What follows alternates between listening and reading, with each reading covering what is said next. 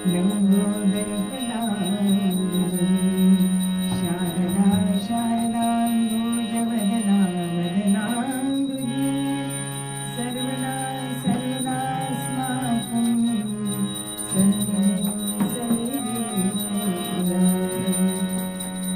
नमस्तस्मै भगवते नारदाय महात्मने कामक्रोधविहीनाय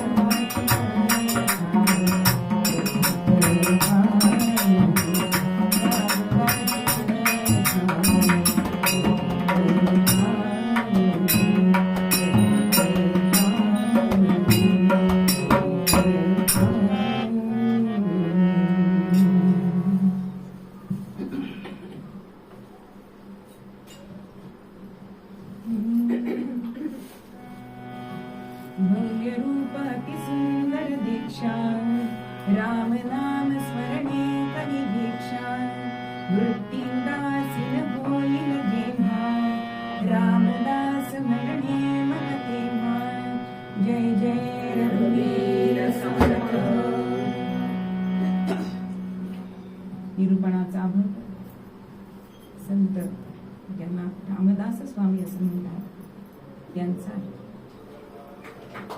अत्यंत रामाची भक्ती करणारे इथे सांगतायत की राम कसा आहे, भव्य रूप अति सुंदर दिसतो, त्याचं असं विराट रूप आहे आणि राम नाम स्मरणे करी भिक्षा, भिक्षेवरती आपला देह जगवावा. आता बरेच जण भिक्षा आणि भीक याच्यामध्ये तफावत करतात बरं का, सारखं समजतात, पण भिक्षा आणि भीक सारखी नाही. भिक्षा कशाला मागायची असते?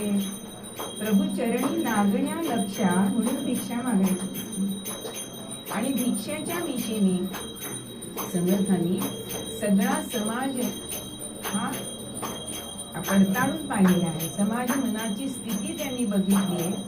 आणि जेव्हा तुम्हाला संकट येईल तेव्हा मी रामाचा दास आहे असं समजा, म्हणजे तो राम तुम्हाला संकटामध्ये काढून नेईल असे समर्थ आजच्या 4थ्या चरणामध्ये सांगतायत की कैलासाचा राणा लाचावला. शंकर भगवान यांचं वर्णन करताना असं म्हटलं जातं, समर्थ म्हणतात की जेणे गाडीला काम मदनताना त्यांनी जाळलेलं आहे, पण त्यांच्या मनामध्ये कोण आहे? काम जाळलाय पण मनामध्ये राम आहे. आणि उमेला प्रत्यक्ष त्याचे गुणवर्णन करून भगवान शंकर सांगताय. आणि समर्थ म्हणतात की एखाद्या सामान्य माणसाने एखाद्याची स्तुती करणं वेगळं आणि ज्येष्ठांनी स्तुती करणं वेगळं. जसं आपल्या वर्गातल्या मुलांनी सांगितलं किती छान मार्क मिळाले, पण आपल्या मुख्याध्यापकांनी जर आपल्याला जवळ बोलवून सांगितलं की खरंच तू छान मार्क मिळवले, की त्याची योग्यता वेगळी असते आपल्या मनामध्ये. तसं समर्थ म्हणतात की शंकर भगवान हे कसे आहेत तर बहुज्ञानी आहे, वैराग्ययुक्त आहे, सामर्थ्यवान आहे, तरी सुद्धा त्यांनी रामप्रभूंना आपल्या हृदयामध्ये स्थान दिलेलं आहे. इतरांनी रामाची भक्ती करणं वेगळं आणि शंकर भगवानांनी यांची भक्ती करणं वेगळं, कारण हा एक वेगळा मान प्रभू रामचंद्रांना मिळालेला आहे. असे हे शंकर भगवान रामाची अत्यंत भक्ती करणारे आहेत. कैलासीचा राणा नाचावला. आता वाल्मिकी मुनींनी हे रामायण लिहिलंय आणि ते हळूहळू सगळ्यांना आवडायला लागलेलं. आणि होता होता असं झालं की कलह निर्माण झालाय कोणाकोणामध्ये, मानव, दानव आणि देव यांच्यामध्ये कलह निर्माण झाला. आता मानव म्हणतायत की विष्णूंनी मनुष्य अवतार घेतलाय, त्यामुळे हे रामायण कोणाचं आहे? आमचं आहे, त्यामुळे आमचा हक्क आहे. हक्क बजावायला सगळे तयार असतात, जबाबदारी कर्तव्य करायला कोणी तयार नसतं. आता मनुष्याने असं म्हटल्यानंतर देव म्हणतायत अहो पण तो जरी मनुष्य अवतार असला तरी भगवान विष्णूंनी अवतार घेतलाय, त्यामुळे ते रामायण आमचंच आहे. आता ह्या दोघांमध्ये बोलाचाली होते, तेवढ्यामध्ये दानव आले आणि दानव म्हणताय की अहो रावणच नसता तर तुमच्या रामाने काय केलं असतं? रामायणच घडलं नसतं, त्यामुळे हे रामायण आमचं आहे. आता इतका तिघांमध्ये कलह झाला आणि कोणाचं हे समजेना. शेवटी आता एखाद्या मोठ्या व्यक्तीला आपण विचारावं आणि कोणाचं आहे हे आपण समजून घ्यावं. सगळेजण कैलासावरती येत आहेत आणि शंकर भगवानांच्या इथे आले. शंकर भगवान समाधीस्थ बसलेले होते. काही काल वाट बघितली आणि समाधीमधून हे जागृत झाले. तेव्हा तिघांनी त्यांना वंदन केले आणि विचारतायत की रामायण कोणाचं आहे? ह्याच्यामध्ये आमचा कलह चालू आहे, तर आपण त्याचा न्याय निवाडा करावा असं आम्हाला तिघांनाही वाटतं. काही काल शंकर भगवानांनी हा विचार केलाय आणि सांगतात की ठीक आहे, मी तुम्हाला न्याय निवाडा करून देतो. आता रामायणामध्ये किती श्लोक आहेत? शतकोटी. त्यामुळे त्यांची वाटणी करायची म्हणजे तुम्हाला सगळ्यांना समान समान देतो. आता भगवान शंकरांनी मानवांना किती दिले? 33 कोटी, 33,33,333 असे प्रत्येकाला वाटून दिले. आता एक श्लोक उरला. आता प्रत्येक श्लोकामध्ये 32 अक्षरे आहेत. आता एक श्लोक कसा वाटायचा? भगवान शंकर म्हणतात मी एक सुचवू का तुम्हाला? 32 अक्षरे आहेत, तुम्हाला त्याची 10 देतो आणि मी तुम्हाला एवढी सगळी वाटणी करून दिली, त्याचा मोबदला 2 अक्षर मी घेतो. सगळ्यांना वाटलं एवढी अक्षरं आपल्याला मिळाली, 2 अक्षरं त्यांनी घेतली म्हणून कुठे बिघडतंय. झालं, 10 अक्षरं सगळ्यांनी दिली. त्यांनी शंकर भगवानांनी 2 अक्षरं घेतली, ती म्हणजे राम. मग आता रामायणात रामच नसला तर काय दिलं? अशी ही रामकथा अत्यंत पतितांना पावन करणारी आहे आणि शंकर भगवानांना हा राम अत्यंत प्रिय आहे. म्हणून स्वतः तर ते रामनाम घेतातच, पण ते सगळ्या जनांना सुद्धा सांगतात. सुरेंद्र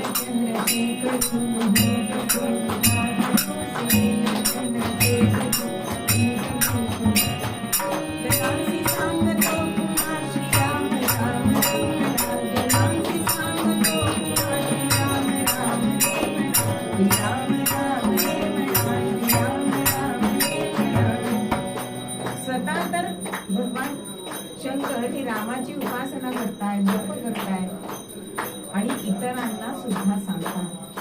पार्वती मातेला सुद्धा सांगतात, रामराय माझा किती मोठा आहे. त्याचं वर्णन पार्वती मातेला ते करतात. ज्या वेळेला समुद्र मंथनाची कथा घडली आणि पहिलं आलंय ते हलाहल बाहेर आलेलं आहे. आता हलाहल जर पृथ्वीवर पसरलं तर पृथ्वीचा ऱ्हास होऊ शकतो, नाश होऊ शकतो. म्हणजे हलाहल घ्यायचं नाही असा प्रश्न सर्वांपुढे निर्माण झालाय आणि शंकर भगवानांची आठवण झाली. काही व्यक्ती अशा असतात की संकटात आपल्याला बरोबर त्या आठवतात आणि आपण त्यांच्याकडे धाव घेतो.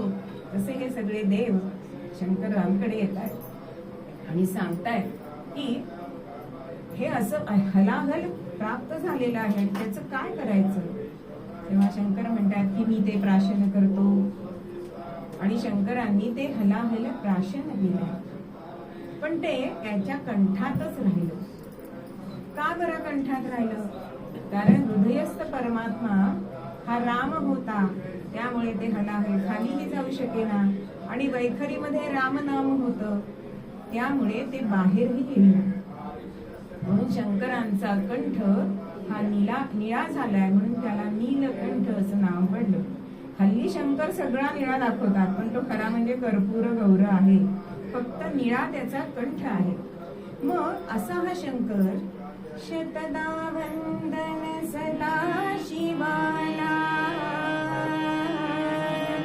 शतदा वंदन सदा शिवाला, क्या गुण विष जो प्याला, क्या गुण विष जो प्याला, भस्म विलेपित त्याग सागरा, भस्म विलेपित सागरा, भव पार कराया शिवासरा, भव पार कराया शिवासरा, सांग सदा शिव, सांग सदा शिव, सांग सदा शिव, सांग सदा शिव, सांग सदा शिव, सांग सदा शिव, त्या गुण अमृत विष झोपला. म्हणून अत्यंत त्यागी असणारे असे हे शंकर भगवान आहेत. त्यांना आपण वंदन करायचे. कारण चांगली गोष्ट कोणीही घेतो, पण वाईट गोष्टी कोणी आपणहून घेत नाही. दिल्या तर नकोच असतात, पण आपणहून सुद्धा घेत नाही. पण शंकरांनी हलाहल प्राशन करून सगळ्या पृथ्वीचं जे संकट आलेलं होतं पृथ्वीवर ते स्वतःवर घेतलं. आणि मोठी माणसं ही अशीच असतात, सगळी संकट आपल्यावर घेतात आणि परत ज्यांनी त्याच्यामध्ये त्यांना त्रास दिलाय त्यांची निंदा मुखाने करत नाही. ते हलाहल निंदेच, त्यांना पण निंदा ऐकायला लागते की नाही, पण ते निंदेचं हलाहल ते पचवत असतात. अशी ही मोठी माणसं असतात. एकदा असं झालं की आपण सुद्धा सकाळी उठल्यापासून काही ना काहीतरी स्तोत्र म्हणत असतो, काही नामस्मरण करत असतो आणि मध्ये मध्ये कोणी विचारले ना प्रश्न की काय मध्ये मध्ये बोलतात की लिंक तुटते आपली. म्हणजे माझं तरी असं होतं आणि मग समोरच्याला असं आपण म्हणतो मी म्हणते समजत नाही का, म्हणजे राग येणं हे खरं चुकीचं आहे. तसंच एकदा पार्वती मातेचं झालंय. सकाळपासनं कोणीतरी कैलासावरती येतंय आणि विष्णू सहस्रनाम काही तिचं पूर्ण होईना. होता होता संध्याकाळ झालीये. मनाला रुखरुख लागलीये की आज आपलं विष्णू सहस्रनाम म्हणून झालं नाही. तेव्हा ती शंकरांना विचारते, कारण मध्ये खंड पडला की पुन्हा पहिल्यापासून सुरुवात करावी लागते. मग आता काय करायचं, आज तर झालं नाहीये. म्हणून ती विचारते केनोपायन लघुनाम विष्णुर्नाम सहस्रकं पठ्यते पंडितर नित्यं श्रोतृमिच्छामि अहं प्रभो. भगवान गोपाल कृष्ण महाराज की जय. भगवान, माझी एक शंका आहे की विष्णू सहस्रनाम हे चटकन म्हणायचं असेल तर पंडित ज्ञानी लोक काय करतात, त्याला काही उपाय आहे का? असं पार्वती माता शंकरांना विचारते. आणि ते म्हणतात आहे ना, लघुनो म्हणजे लहानात लहान उपाय आहे. काय? राम रामेति रामेति रमे रामे मनोरमे सहस्रनाम तत्तुल्यं राम नाम वरानने सीताकांत स्मरण जय जय राम महारुद्र हनुमान की जय. अगं, विष्णूची कितीही सहस्र नाम एका पारड्यामध्ये घातली आणि राम हे एक नाम दुसऱ्या पारड्यामध्ये घातलं तर राम हे नाम ज्यामध्ये आहे ते पारडं जड होतं. एखाद वेळे नाही झालं विष्णू सहस्रनाम म्हणून, पण रामनाम जर तुम्ही घेतलं तर ते सहस्रनामाच्या बरोबरीनेच आहे. म्हणून अनंत अवतारांचा महिमा, रामनामाची नाही तुलना, अशा रामाच्या सद्गुणा मी मानव काय वर्णू, असं महाराज सुद्धा रामपाठामध्ये म्हणतात की मानवाला शक्यच नाहीये की रामनामाचं महत्व किती आहे. कारण बहु चांगले नाम हे फुकाचे. नामाला काही पैसा लागत नाही. नामस्मरण कुठेही केलं तरी चालतं, केव्हाही केलं तरी चालतं. काही जणांना अशी शंका येते की आम्ही उठल्या उठल्या घेतलं तर आम्ही स्नान केलेलं नाही, मग म्हटलेलं चालेल का? अशी काहीही अट या नामस्मरणाला नाही. आपण मनाने शुद्ध असलो ना की हे नामस्मरण आपण केलं तरी चालतं. पण असं सांगितलंय की ब्राह्म मुहूर्तावरती हे जास्त करून नामस्मरण करावं. मग अशा एका तरुण मुलांनी प्रश्न विचारला की सकाळीच काय, आमच्या वेळेला आम्ही केलं तर कुठे बिघडतंय? मग आता तरुण पिढीच्या भाषेमध्ये त्यांना उत्तर द्यायला पाहिजे. मग सकाळीच का? तर ब्राह्म मुहूर्तावरती हल्लीच्या भाषेत सांगायचं झालं तर भगवंत ऑनलाईन असतो बरं का, म्हणून त्याचं नामस्मरण पहाटे करायचं असतं. जसं आपण ऑनलाईन कोणी दिसलं की पटकन फोन लावतो की नाही, तसं भगवंत ऑनलाईन आहे म्हणून पहाटे पहाटे बरं उठल्यानंतर आपली मनस्थिती ही प्रसन्न असते, उत्साही असतो आणि सकाळच्या वेळेला सत्वगुण असतो. अगदी 9 वाजेपर्यंत सत्वगुण असतो. 9 नंतर आपण सगळे नोकरीला वगैरे बाहेर पडतो म्हणजे रजोगुण सुरू होतो आणि संध्याकाळी घरी कामावरनं आलो की तमोगुण सुरू होतो. मग सत्वगुण जेव्हा आहे दिवसामध्ये तेव्हा जर आपण हे नामस्मरण केलं तर त्याचा लाभ जास्त आहे. अशा ह्या शंकरांना असे हे प्रश्न अनेक जण विचारतात आणि त्याची उत्तर द्यायला शंकर भगवानांना सुद्धा आवडतं. आता शंकर भगवानांची अजून एक कथा अशी सांगितली जाते की प्रभू रामचंद्रांनी रामेश्वर लिंग स्थापन केलंय. मग हे रामेश्वर लिंग, कारण रामायणामध्ये आपण बघतो की राम सुद्धा शिवभक्त आहे आणि रावण सुद्धा शिवभक्त आहे. मग आता दोघांना न्याय सारखा दिलाय का भगवान शंकरांनी? माझे दोन्ही भक्त आहेत मग दोघांना विजय मिळावा असं दिलंय का? नाही दिलंय. कारण रीतीपेक्षा नीती हे भगवंत जास्त जाणत असतो. म्हणून रावणाला आपलं ऐश्वर दिलंय, आहे की सोन्याची लंका त्याच्याकडे. पण विजयश्री कोणाला दिलीये, जय हा कोणाला दिलाय तर प्रभू रामचंद्रांना दिलेला आहे. म्हणजे दोन्ही जरी आपले भक्त आहे तरी सुद्धा त्याच्यात 20-19 असं असतं ना, डावं उजवं थोडं तरी असतं. आईच्या बाबतीत सुद्धा असतं, एखादा लाडका असतो. तसं भगवान शंकरांचं सुद्धा दोन्ही भक्त त्यांचेच असले तरी सुद्धा रावण आणि राम ह्याच्यामध्ये नीतीने त्यांनी रामाला विजयश्री दिलेली आहे. म्हणजे प्रभू रामचंद्र ज्या वेळी लंकेमध्ये जाणार होते आणि सेतू बांधायचा आहे तेव्हा काही जणांनी 2 कथा या सेतू बंधनाच्या बद्दल सांगितल्या जातात. ते म्हणजे प्रभू रामचंद्रांना सांगण्यात आलं की आपण शिवलिंग स्थापन करावं. शिवलिंगाची पूजा केल्यानंतर आपल्याला जय प्राप्त होतो असं सांगितलं जातं. म्हणजे बघा, अहिल्याबाई होळकर अत्यंत शिवभक्त होत्या.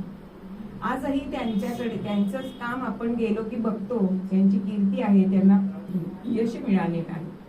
शिवरायांनी सुद्धा स्वराज्य स्थापनेच्या आधी रोहिडेश्वराची पूजा केलेलं आहे आणि मग पुढे त्यांना स्वराज्य स्थापन करण्यामध्ये यश प्राप्त झालेलं आहे. हे झालं अगदी इतिहास कालामध्ये. आता मोदींनी केदारनाथाची पूजा केलेली आहे आणि सगळ्या क्षेत्रामध्ये त्यांना यश प्राप्ती होते हे आपण बघतो. म्हणून त्याला सांगितलं रामाला की तुला लंकेमध्ये जायचंय तर तू शिवलिंग स्थापन कर आणि त्याची पूजा कर. तेव्हा अशी काही कथा सांगितली जाते की रावण हा ब्राह्मण असल्यामुळे त्यालाच पौरोहित्य करण्यासाठी बोललेलं होतं सीतेला, कारण हे स्थापन करायचंय म्हणून सपत्नीक पूजा करायला पाहिजे, तेवढ्या पुरती रावणाने सीतेला दिली अशी काही ठिकाणी कथा आहे. पण दुसरी एक अशी कथा सांगितली जाते की ज्या वेळेला प्रभू रामचंद्र रावणावरती विजय मिळवून सीतामाईंना घेऊन निघालेले असताना गंधमादन पर्वतावरती ते थोड्या काळ विश्रांतीसाठी थांबले आणि तेथील ऋषींनी त्यांना सांगितलं की हे रामप्रभू, जरी तुम्हाला विजय मिळालेला असला तरी तुमच्या हातून ब्रह्महत्येचं पातक घडलेलं आहे. कारण रावण ब्राह्मण होता आणि त्याला मारल्यामुळे ब्रह्महत्येचं पातक तुम्हाला लागलंय. त्यामुळे तुम्ही शिवलिंग स्थापन करा. आणि त्यावेळेला प्रभू रामचंद्रांनी रामेश्वराची स्थापना केली अशी एक दुसरी कथा दिसते.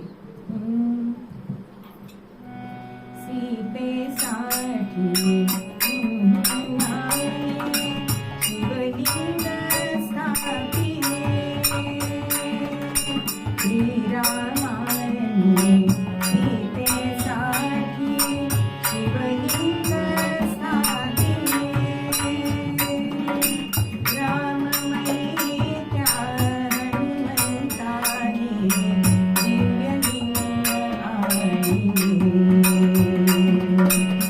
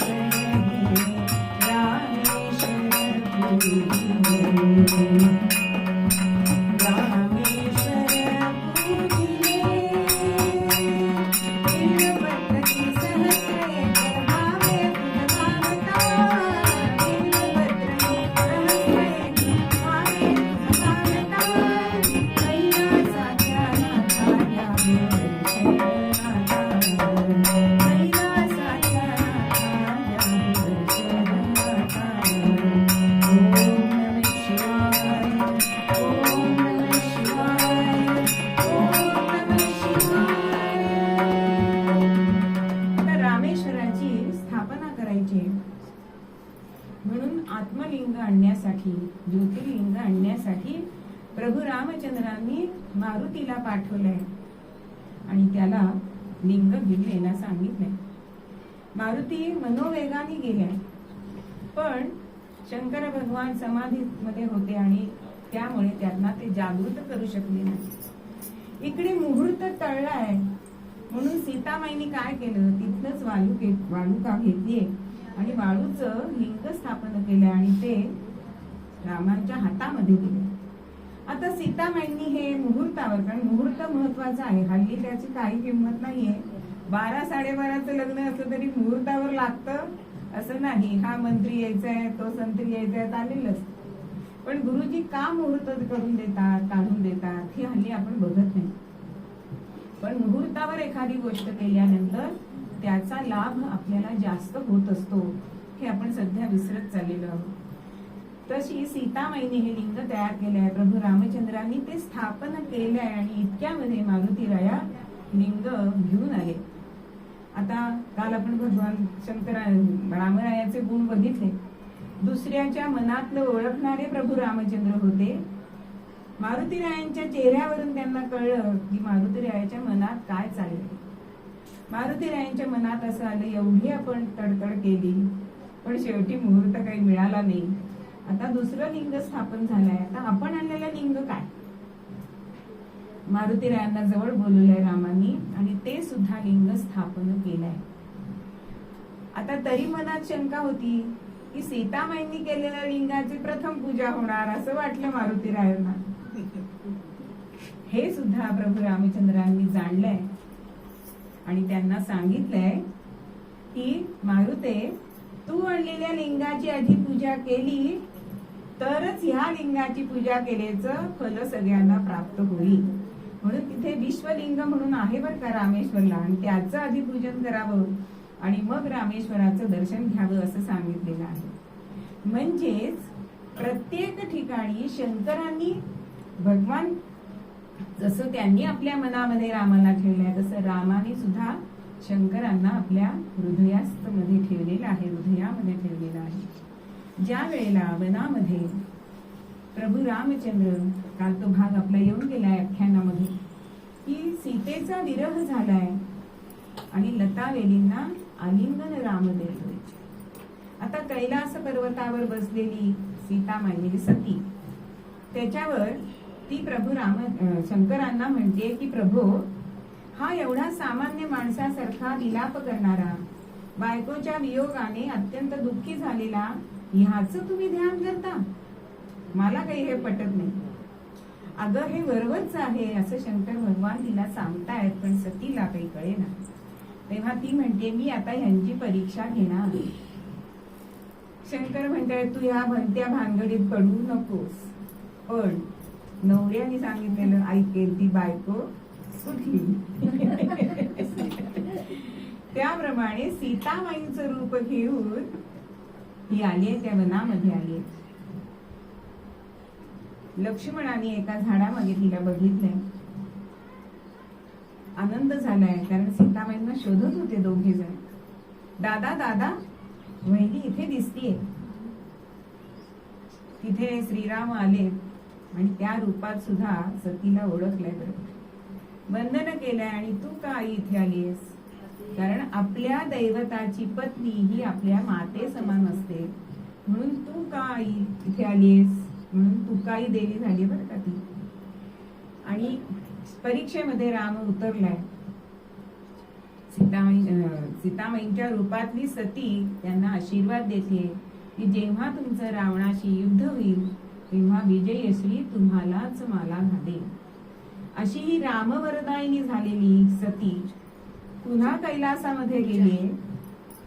त्यावेळेला मात्र शंकर भगवानांनी तिचा पत्नी म्हणून स्वीकार केलेला नाही, कारण तू माझ्या मातेच्या रूपामध्ये तू गेलीस, त्यामुळे तू आता मला माते समान आहेस.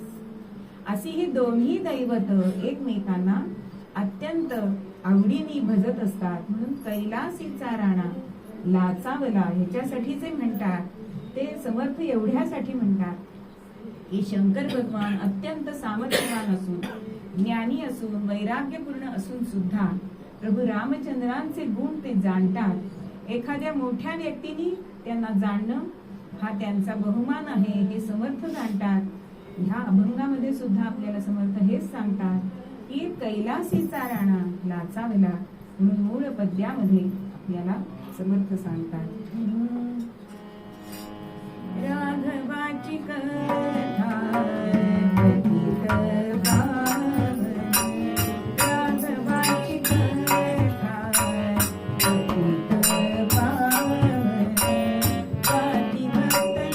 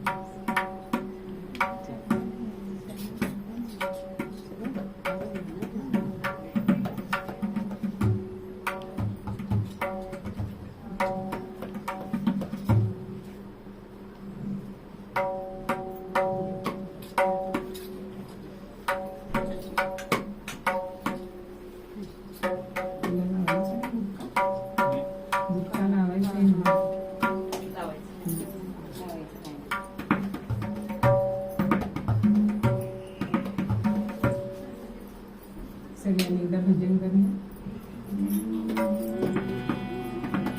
करूया घोषणा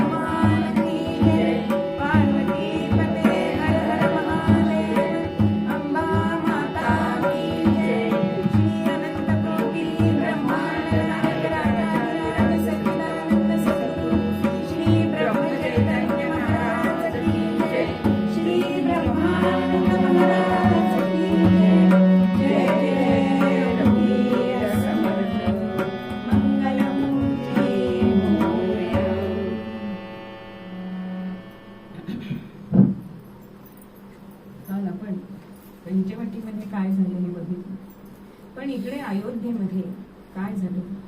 पादुका घेऊन आलेला हा भरत त्यांनी निर्णय घेतला की आपण अयोध्येमध्ये प्रवेश करायचा नाही, आपण अयोध्येच्या बाहेर नंदीग्राममध्ये राहायचं. बघा, रामाचं व्यक्तिमत्व उत्तुंग आहे, पण रामाच्या बरोबर त्याच्या इतर सहभागी असणारी जी व्यक्तिमत्व आहे ती सुद्धा आपल्याला उत्तुंग दिसतात. प्रभू रामचंद्रांना हा वनवास मिळालेला आहे, पण भरताला राज्य मिळालंय तरी सुद्धा त्यांनी ते ग्रहण केलं नाहीये. म्हणजे रामांपेक्षा त्याचा त्याग जास्त वाटतो की नाही, त्याची अवस्था त्यांनी कशी करून घेतली. बनला योगी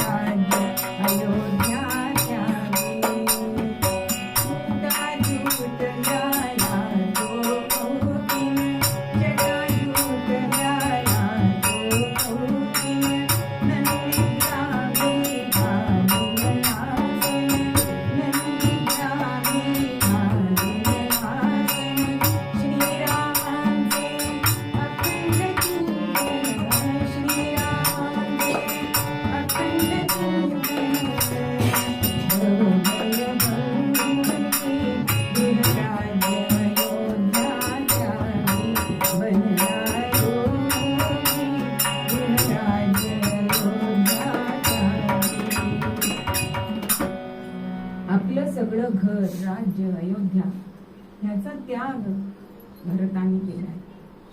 रामासारखी वल्कल धारण केली, जटा बांधली, पादुका सिंहासनावर ठेवली. भरतानी नवविधा भक्ती केलेली आहे. बरं, दररोज सकाळी उठावं, राम ही आज मी कामं करणार आहे हे सकाळी सांगावं, संध्याकाळी अमुक अमुक कामं झाली आहेत, 2 कामं राहिली आहेत असं प्रत्यक्ष निवेदन करून ही आत्मनिवेदन भक्ती सुद्धा भरत करत होता. जसा भरत श्रेष्ठ आहे तसा शत्रुघ्न हा सुद्धा श्रेष्ठ आहे. आपल्याकडे कार्यामध्ये फोटो कोणाचे येतात हो?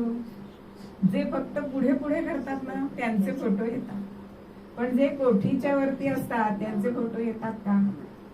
तसं रामायणामध्ये आपल्याला शत्रुघ्नची भूमिका दिसते. की शत्रुघ्नचा उल्लेख वाल्मिकी रामायणात खूप नाही, पण त्याची जबाबदारी थोडी आहे का? त्याचा त्याग थोडा आहे का? कारण भरत हा तिकडे राहिलाय नंदीग्राम मध्ये, आणि भरताचा सुद्धा त्याग कसा होता? तर रामापेक्षा आपण कनिष्ठ आहोत म्हणून त्यांनी आपली शय्या भूमी वीटभर खाली खोदून त्याच्यावरती घातलेली होती, की रामापेक्षा आपली जागा खाली आहे.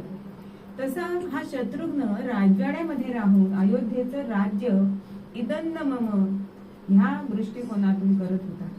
शिवाय राजवाड्यामध्ये 6 बायकांचं संरक्षण करणं, की प्रत्येकाची मानसिकता वेगवेगळी आहे.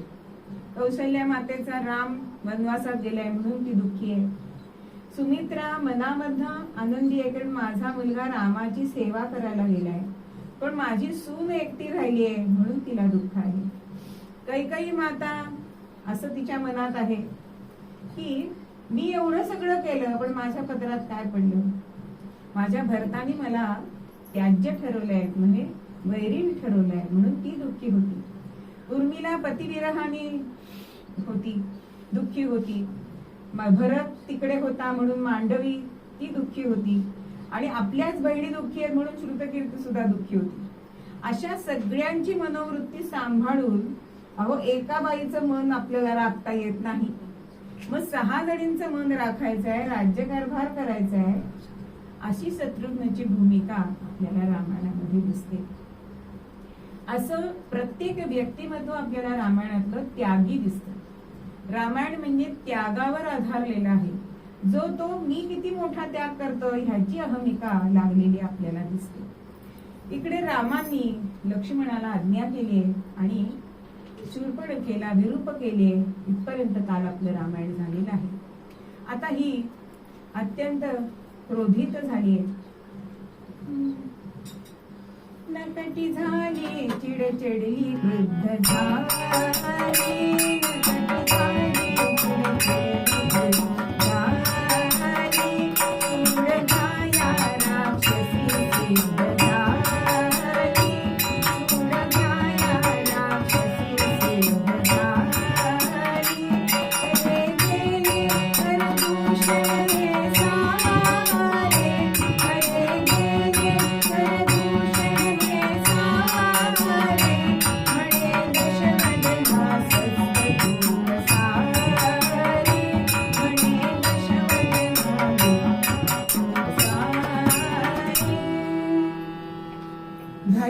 लंकेमध्ये रावणाच्या दरबारामध्ये गेले. विरूप झाली शूर्पणखा ही रामाची कृती, सूडघे त्याचा लंकापती. आता गेली ती कशासाठी? रामाला वरण्यासाठी. पण आता रावणाला काय सांगते? सीतेसारखं स्त्री रत्न तुझ्याकडे पाहिजे म्हणून तुझ्यासाठी तिला मागायला गेले होते असं सांगितलंय. आणि त्यांनी मला असं विरूप केलंय, माझे कान आणि नाक कापलंय, खरदूषणांचा निपात केलाय, आणि तू अजून स्वस्थ आहेस? तुला काही वाटत नाही? तुझ्या बहिणीचा अपमान झालाय वाटत नाहीये का? असं पुन्हा पुन्हा सांगितलंय. आणि सगळे आपल्याकडे चांगल्या चांगल्या गोष्टी हव्यात असं रावणाचा स्वभाव होता. अनेक दरबारामध्ये, त्याच्या दरबारात अनेक अशी रत्न होती, त्याच्यामध्ये स्त्री रत्न हे सीता आपल्याकडे हवी असा विचार ह्या शूर्पणखेने त्याच्या मनामध्ये भरवला. आता झालं, काहीतरी कारस्थान करायला पाहिजे. जसं आपल्याला मालिकांमध्ये दिसतं, एक योजना फसली, आता मी सोडणार नाहीये ना असं म्हणतात आणि दुसरी योजना करतात. तसं रावणाचं झालंय. आणि मारीच्याकडे गेलाय, तो त्याचा मामा होता. मारीच्याकडे गेलाय आणि त्याला सांगतोय की तुला एक कामगिरी मी आणलेली आहे.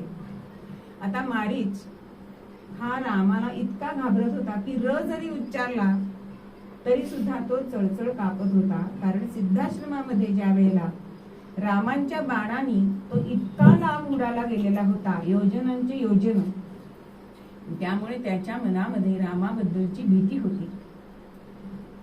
आणि इकडे रावण तर त्याला सांगतोय, घे वेश सुवर्ण मृगाचा,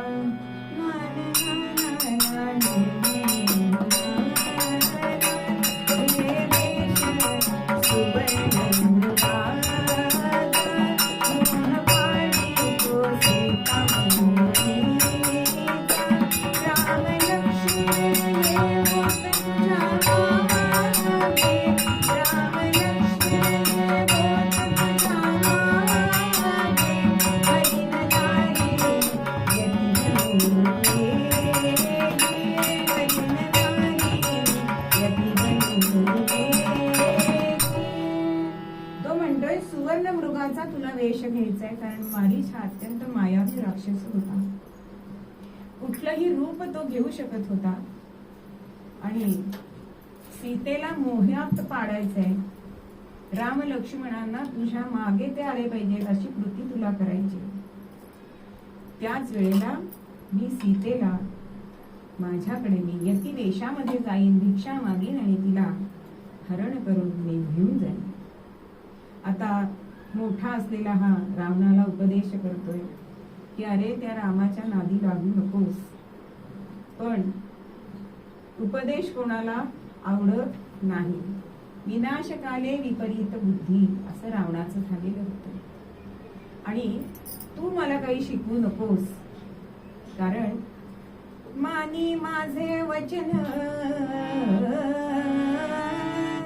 मानी माझे वचन, नको तुझे ब्रह्मज्ञान, नाही तर घेईन प्राण, जाये यम सदना याच क्षणी.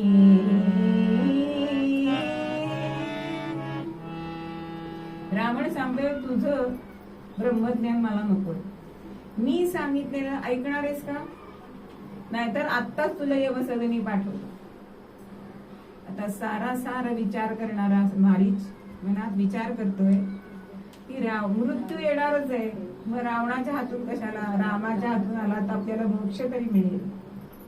आणि म्हणून सुवर्णमृग महिला तयार झाला. रामांच्या कुटीच्या आजूबाजूला एक दिवस तो फिरतोय, कधी उतारावर येतोय. सूर्यप्रकाशामध्ये सकाळच्या ते त्याचं कातड अगदी चमकतंय.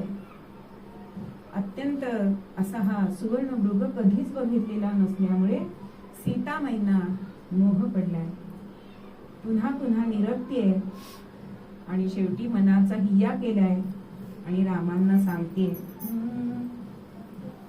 तोडिता फुले मी सहज पाहिला जाता, तोडिता फुले मी सहज पाहिला जाता, आळूया हरिण अयोध्या, आळूया हरिण अयोध्या.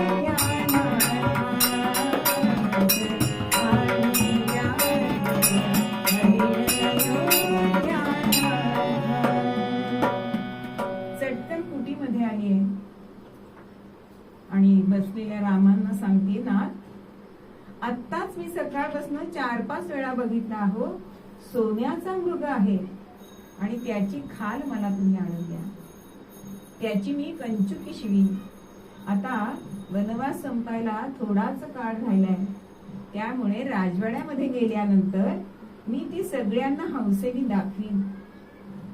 मोहात पडले आणि स्त्री हट्ट, बालहट्ट आणि राजहट्ट हे आपल्याला मान्य करावेच लागतात. तसंच प्रभूंचं झालंय.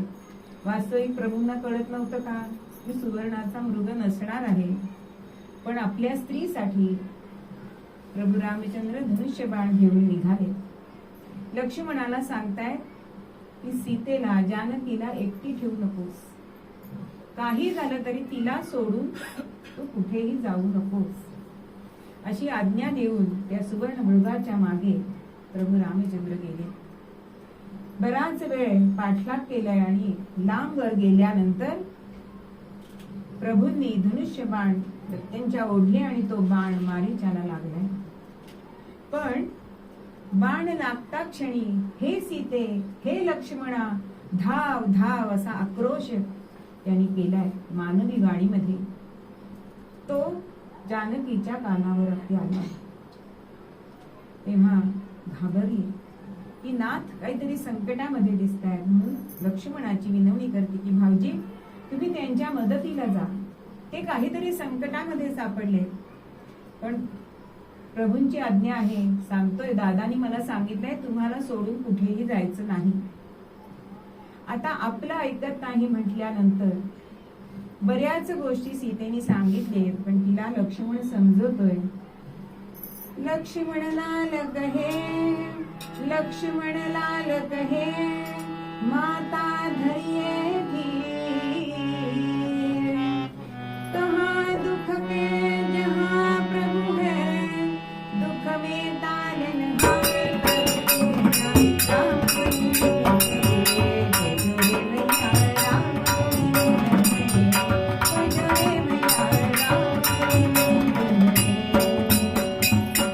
लक्ष्मण सांगतोय माते थोडासा धीर धर. अगं प्रभू कसे दुःखात असतील, जे स्वतः दुःख हारक आहे ते कसे दुःखात पडतील. पण लक्ष्मणाने घातलेली काही समजुतीचे पटेना आणि शेवटी निर्वाणीचा बाण काढलाय आणि सांगते तुमच्या मनामध्ये माझ्याबद्दल काहीतरी वाईट वासना आहे का, म्हणून तुम्ही जात नाही आहात का, असा हे शब्द लक्ष्मणाने ऐकले. वज्राघात झाला. आता काय करावं, बहिणीचं ऐकावं का दादाचं ऐकावं अशा प्रश्नामध्ये पडले आणि आपल्या बाणाने कुटीच्या बाजूला लक्ष्मण रेषा आखली. आता वाल्मिकी रामायणामध्ये ही कुठलीही गोष्ट नाहीये, पण आज सुद्धा स्त्रीनी मर्यादेत राहिलं पाहिजे याच्यासाठी दुसऱ्या रामायणातली ही कथा आपल्याला घ्यायची आहे.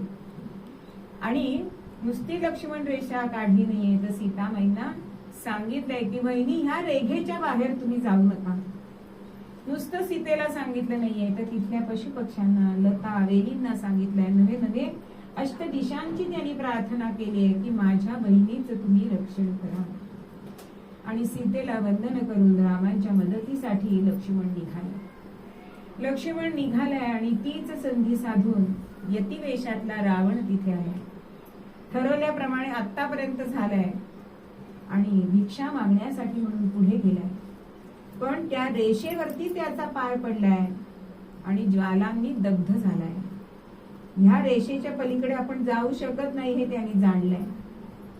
आता सीतामाई फळांची भिक्षा घेऊन तिथे आली, कारण वनवासात असली तरी सुद्धा गृहस्थ धर्म पाळणं हे गृहस्थाचं काम आहे आणि त्या हेतूने ती भिक्षा द्यायला म्हणून आली.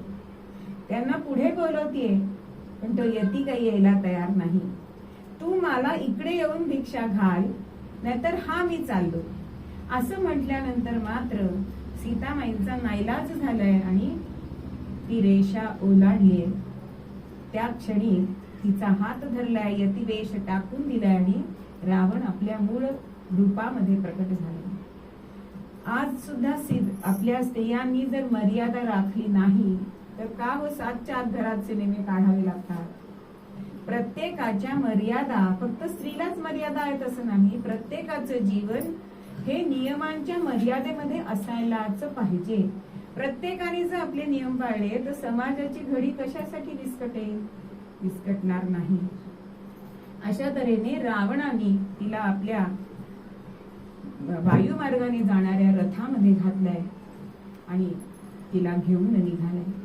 अत्यंत आक्रोश करतीये, नाथ म्हणून हाक मारतीये, पण तिचा आक्रोश रामरायांच्या कानावर पडेना.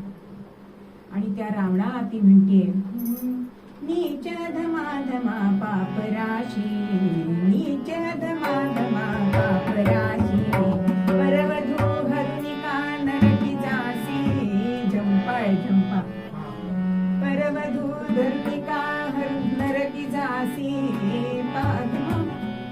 पापराशी कसा अधमा अधमी तू, मी असूनी मला स्त्री असे गम तुला, मी असे अबला जरी तुझसी स्त्री असे गमी करीन मी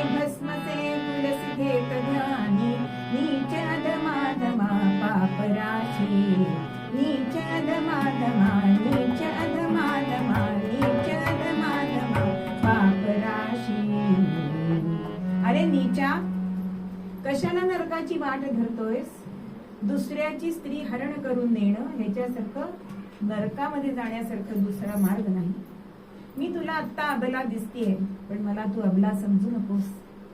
मला जर तू नेलंस तर तुझ्या कुळाचं भस्म करीन एवढी ताकद माझ्यामध्ये आहे. पण हे त्याच्या काही कानामध्ये शिरत नाहीये. वायू वेगाने तो रथ आकाश मार्गाने चाललाय.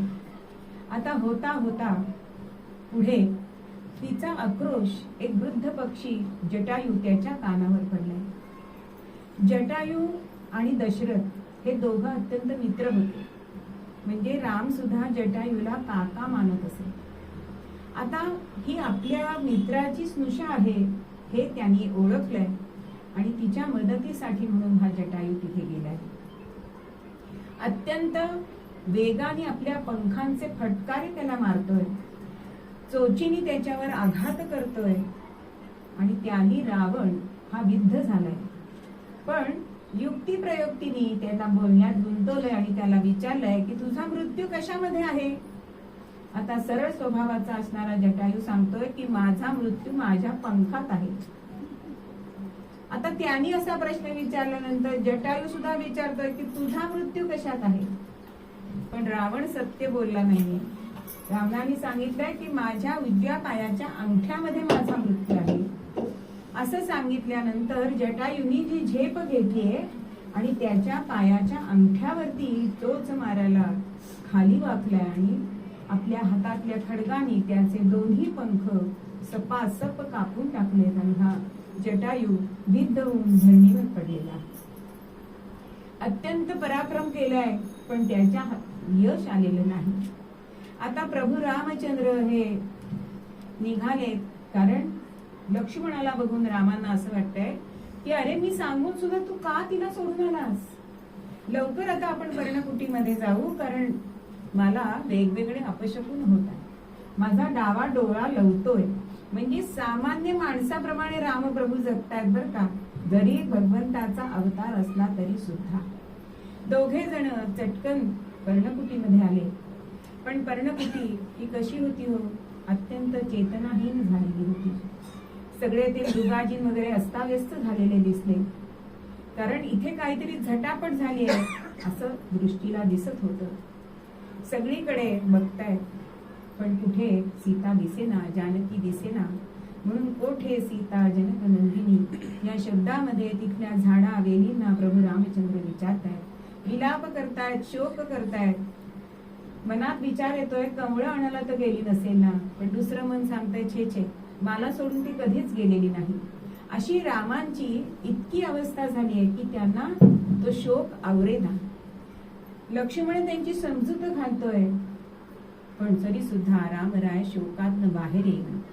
शेवटी लक्ष्मणाने काय केलंय, त्यांच्या पायावर मस्तक ठेवलंय आणि सांगितलंय की हे रघुकुलोत्पन्ना, तुमच्या ठाई असलेला पराक्रम आता जागृत होऊ द्या.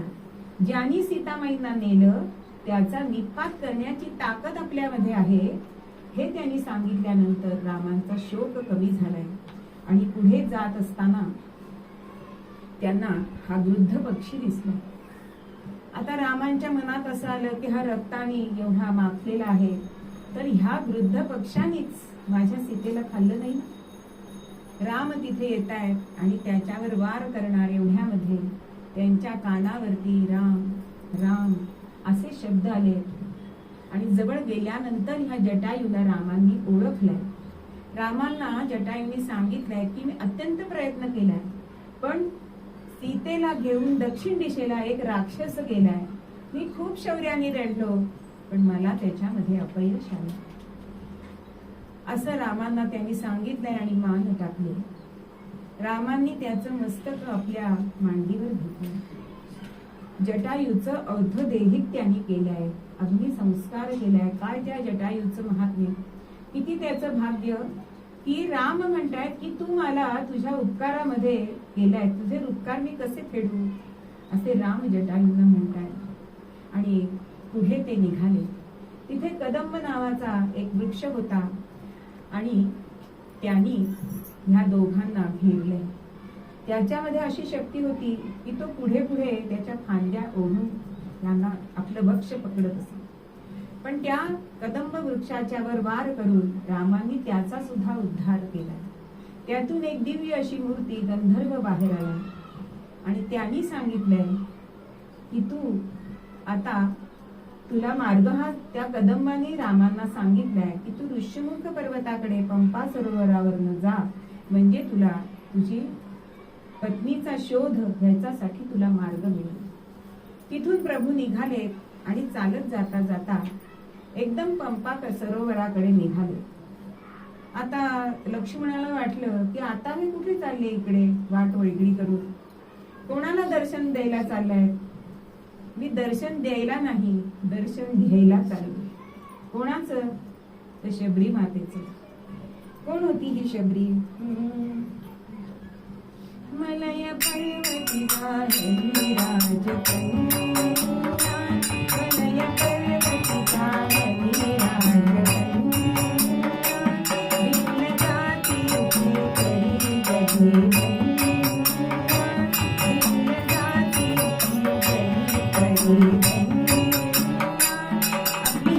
आपल्या भक्तीने प्रभू रामचंद्रांचं मन जिंकून घेणारी अशी ही शबरी.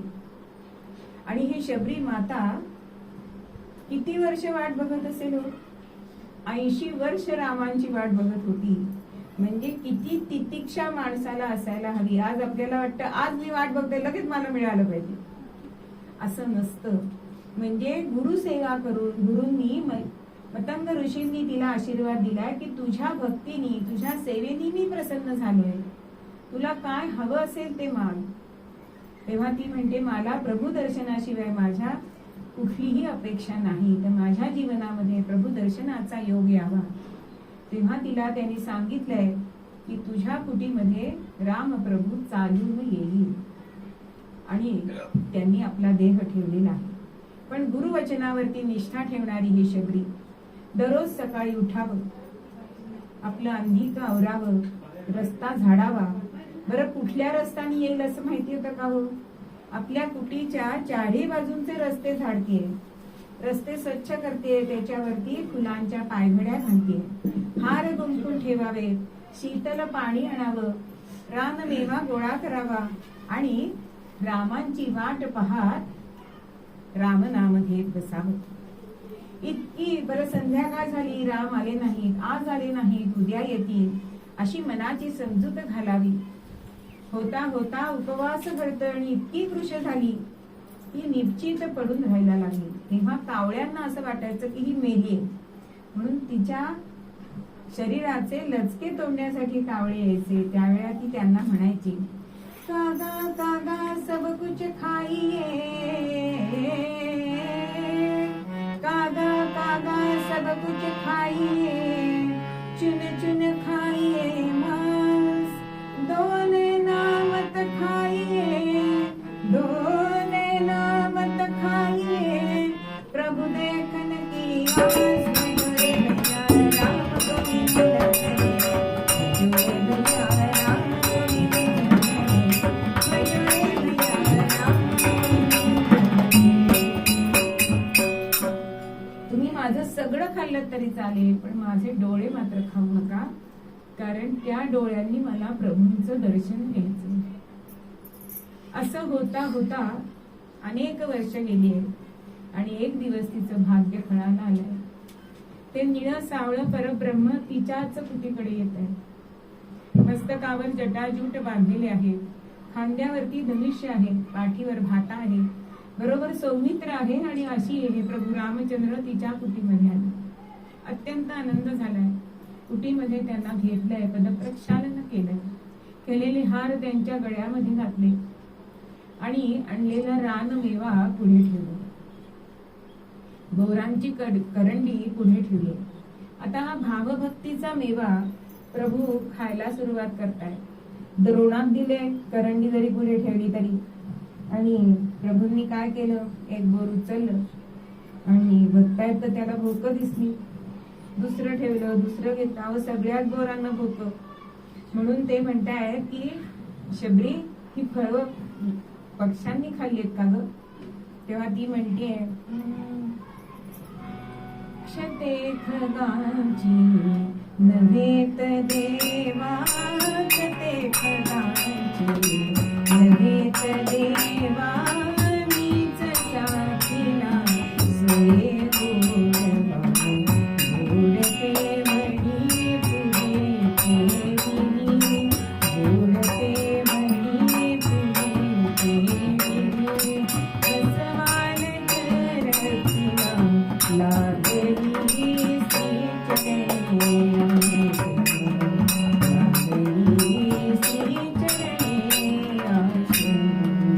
भगवान, ती बोरं पक्ष्यांनी खाल्लेली नाही, तर मी चिमणीच्या दातांनी खाऊन तुम्हाला गोड मिळावी म्हणून मी चाखून बघितली. असं बघितल्यानंतर प्रभू अत्यंत प्रसन्न झाले आणि त्यांनी ती बोरं सेवन केली. पण लक्ष्मणाला कळलंय की ही उष्टी आहे. रामांचं लक्ष नाही म्हटल्यानंतर द्रोण मागे टाकून दिलं.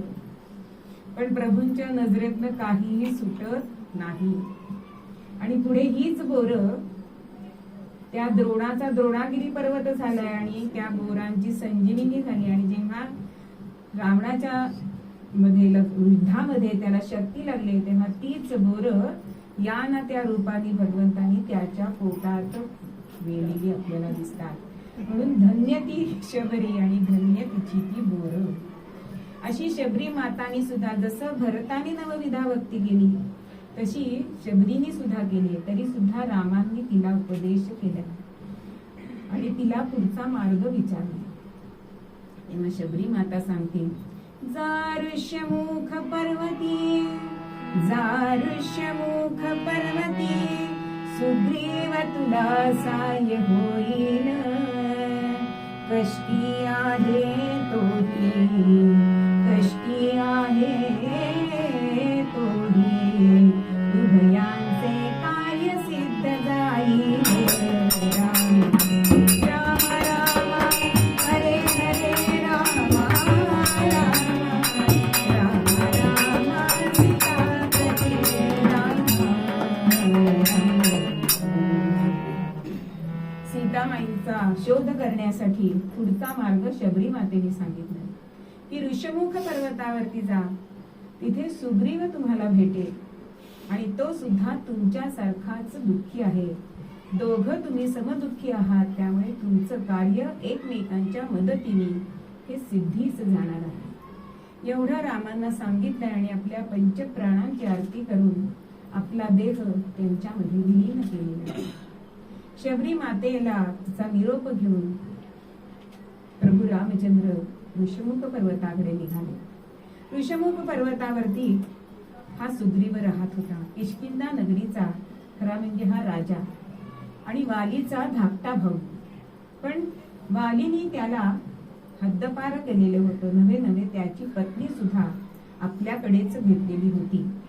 ऋषमुख पर्वतावर राहायचं कारण त्या पर्वतावर वाली येऊ शकत नव्हता, म्हणून सुग्रीवानी तिथे आपलं वास्तव्य ठेवलं होतं. आणि काही त्याचे जे सरदार होते, त्याचे जे हस्तक होते, ते तिथे त्या समवेत राहत होते. आता हे राम लक्ष्मण येत आहेत, कोण आहेत काय आहेत काही माहिती नाहीये. म्हणून सुग्रीवानी हनुमंताला सांगितलंय की ते कोण आहेत चौकशी करून ये. आधी त्याला वाटलं की वालीनेच आपल्यावरती हल्ला करण्यासाठी या दोन तरुणांना आपल्यावर पाठवलेलं दिसतंय. आता हनुमंतानी आज्ञेने त्यांची चौकशी करण्याकरता विप्रवेश घेतलाय. आता एकाने आम्हाला विचारलं, सारखे का ब्राह्मणाचाच वेश घेतात, दुसरे वेश घेतायत? अहो, ब्राह्मणाचं वेश घेणं सोपं आहे. धोतर नेसणं, 4 भस्माचे पट्टे ओढले की झालं. आता दुसरी डेपरी करायची म्हणजे समजा शिवराय व्हायचं झालं, लागतो ना मंदिर पाहिजे, सरदार पाहिजे, तलवार पाहिजे, ढाल पाहिजे. ब्राह्मणाचा वेश करायला सोपं आहे. म्हणून ब्राह्मणाचा वेश पार्वतीरावांनी घेतलाय आणि प्रभू रामचंद्रांच्या इथे आले. वंदन केलंय, चौकशी करताय. पण समोरचा मनुष्य कसा आहे हे ओळखणारे राम होते.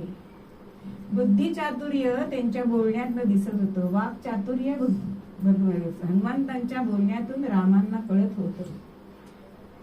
आपल्या हनुमंतांना आपण बुद्धिमतां वरिष्ठम असं म्हणतो आणि त्यांनी सगळी माहिती काढली आहे.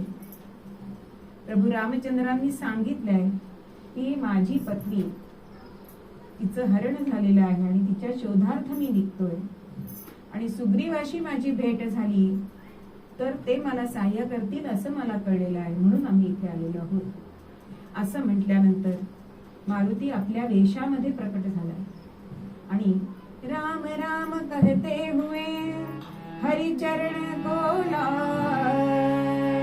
राम राम म्हणून हनुमंतरायांनी प्रभू रामचंद्रांच्या चरणावरती मस्तक ठेवलं आहे. कारण मायामध्ये जे असतात त्याला भगवंताचं दर्शन होत नाही. बघा, सीतामाई मोहामध्ये पडली आणि भगवंतापासून दूर झाली, पण प्रभूंच्या जवळ हनुमंत आले, ते रामनामानी आले. असे मारुतीराय. आणि मारुतीराय कोणाचे अंश आहेत, अवतार आहेत? तर शंकरांचे. म्हणजे मूळ पद्यामध्ये जे आपल्याला समर्थ सांगतात की कैलासीचा राणा लाचावला. आपल्याला ह्या जन्मामध्ये प्रभू रामचंद्रांची सेवा करता येणार आहे, ह्याच्यासारखं भाग्य नाही असं हनुमंताला वाटलंय. आणि प्रत्येक ठिकाणी हनुमंतांनी पुढे काय मदत केली हे आपण पुढच्या भागामध्ये बघणार आहोत. म्हणून मूळ पद्यामध्ये समर्थ आपल्याला सांगतात. राघवाची कथा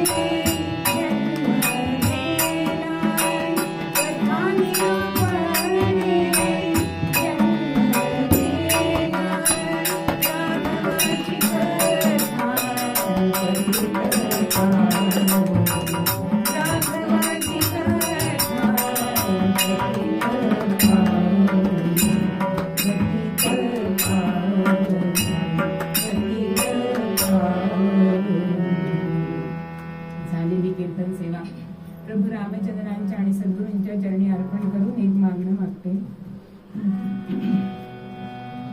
एक मागणी मागाया आले दारी देवजना, श्री भगवंता देवजना, श्री भगवंता देवजना.